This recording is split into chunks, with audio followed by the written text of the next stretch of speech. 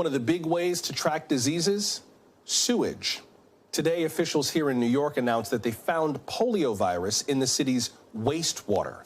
Not the drinking water, the wastewater. And that means the virus could be circulating undetected in town. This is not the first sign of polio re-emerging, though. New York State confirmed one case last month. The infected man lives in Rockland County, that's about 30 miles north of the city. New York City's health commissioner says while there is a risk of getting polio, the solution is simple: vaccinations. Fortunately, the CDC says most people were probably vaccinated as children, and today's kids have a high vaccination rate.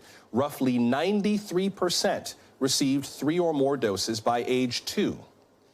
Meanwhile, we New Yorkers are still dealing with the spread of monkeypox. Tomorrow morning, the city will open thousands more vaccine appointments. The last round of vaccinations were all reserved within 1 hour of going online. There are more than 11,000 cases of monkeypox in the U.S. and nearly 32,000 cases around the world. Joining us now is Dr. Bob Lahita, director of the Institute for Autoimmune and Rheumatic Diseases at St. Joseph's Health. He's also a professor at the Hackensack Meridian School of Medicine and the author of Immunity Strong: Boost Your Natural Healing Power and Live to 100. Dr. Lahita, welcome. Good to have you with us. Good to be with you, Josh. Give us the basic crash course on polio. What is it? What does it do? What should we know? Well, you know, this virus has been around for some time. We thought we eradicated it in 2013, but it has appeared again, and we track it back to a guy who traveled to the U.S. from Israel, from Jerusalem.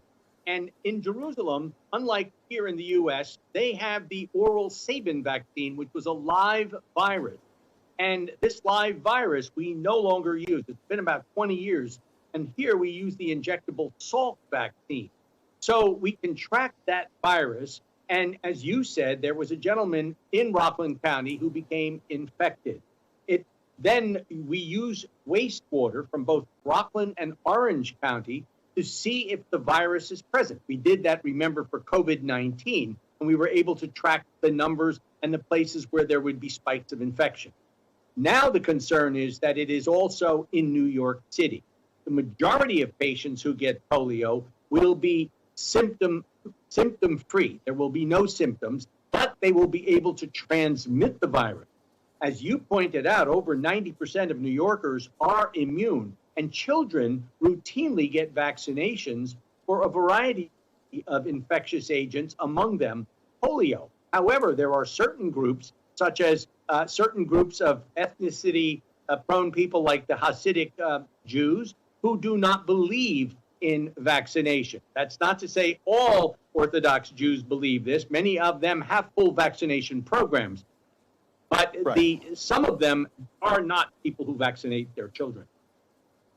So let me just ask you a question on behalf of busy New Yorkers everywhere. If this is not likely to make me sick, if I've already been vaccinated, and if it is not likely to be fatal, why are we talking about this? Is this just one more thing I don't need to worry about that I feel like I need to worry about, or do I really need to worry about this?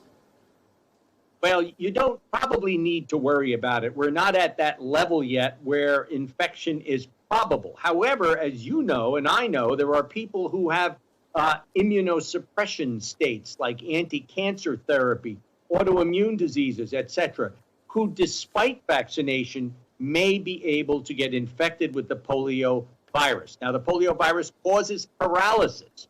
We all know that from the 50s and 60s, before the vaccine in the 50s, roughly 15,000 people a day were infected and paralyzed from this particular virus called the poliomyelitis virus. So it's a serious matter, not to be taken lightly. If you are around somebody with polio that's positive, you better check your vaccination status. The good thing is that most children are vaccinated.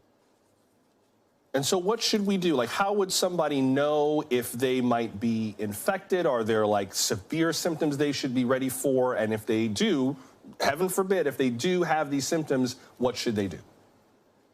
Well, if they have any symptoms of paralysis or the suggestion of paralysis, they should contact their physician immediately.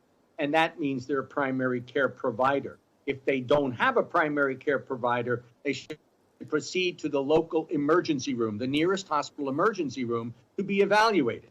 9 times out of 10, it's not going to be polio virus paralysis.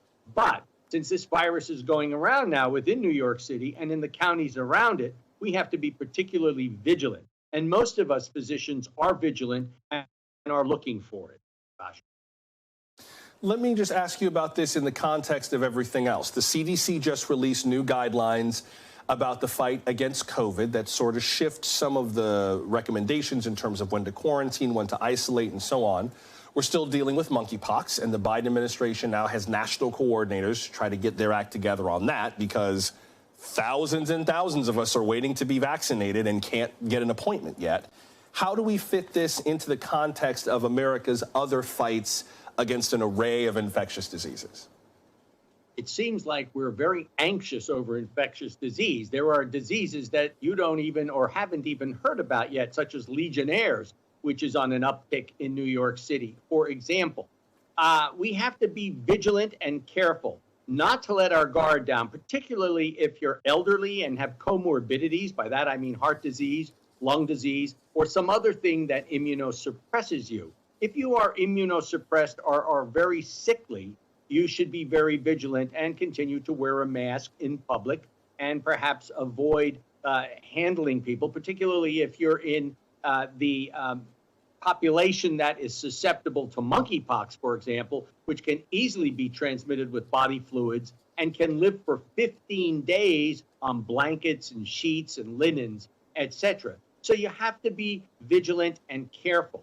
I always say the world is a lot smaller now since we can go from one country to another within hours, and we can bring diseases back from these various countries, particularly in the third world countries where these infectious disease preventive measures are not routinely carried out. Dr. Bob Lahita, at least I think the merciful thing at least is that when we're talking about COVID, monkeypox, polio, at least these are diseases that we can mitigate. They are diseases that have vaccines, and they're diseases we can protect ourselves from somewhat. But we appreciate the context. Thank you for making time for us tonight. Thank you. Thanks for watching our YouTube channel. Follow today's top stories and breaking news by downloading the NBC News app.